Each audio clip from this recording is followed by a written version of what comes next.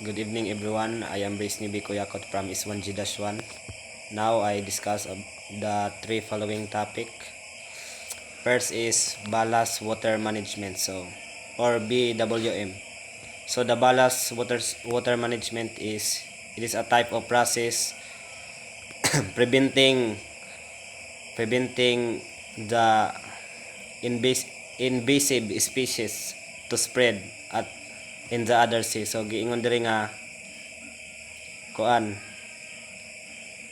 pinaagi aning ballast water management na prevent ang pagkalat sa mga invasive species sa dihang mo-release ang ballast tank kay posibleng ang gisulod nga kinahanglang gisulod nga tubig diha sa ballast is naay mga organism nga kayang mo patay sa ubang species sa dagat. So pinaagi nga ni ma-prevent siya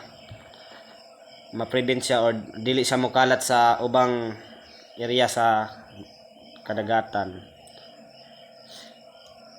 So ang gihimo pud ani nila is to disinfect. So before pa nila i-release ang maong tubig nga gikan sa balas, ilaw nang i-disinfect or filtration baka para mamahimong safety ang i-release nila nga tubig nga gikan sa balas. So pinaagi ato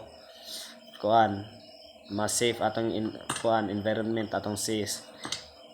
Dili mag-cause og problema sa mga ubang species sa kadagatan. So ari tas ikaduha mao ang anti-fouling system. So ang anti-fouling system mura ni siya coating sa barko. So usa ni siya sa klase nga chemical nga mo prevent paghawid sa mga barnacles unsa pa na diha talaba ba na nga mohawid sa ship sa barko, especially sa kanang ilawom sa barko. So og dili ni buhaton kay posibleng managhan ni sila, maka-cause ni siya og hinay baka ang dagan sa barko, posibleng gasto gasolina. So mong gitawag og anti-fouling system kay para makatipid sa gasolina, kay dili naman to mababag sa pagdagan sa barko, mahapsay ang pagdagan sa barko tungod kay hinlo ang ilawom nga part sa barko. Then arita sa last, other contemporary requirements.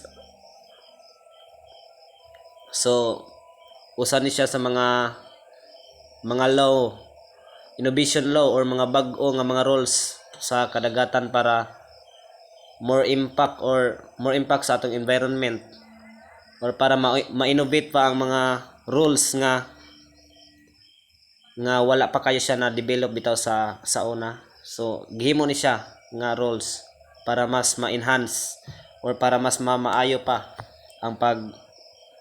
ang paggamit niini. So mao na siya ang mga other contemporary requirements. So usa niya sa mga rules nga bagong gihimo nga angay sundon sa mga company for our social and environmental impacts. So maaro to, daghang salamat.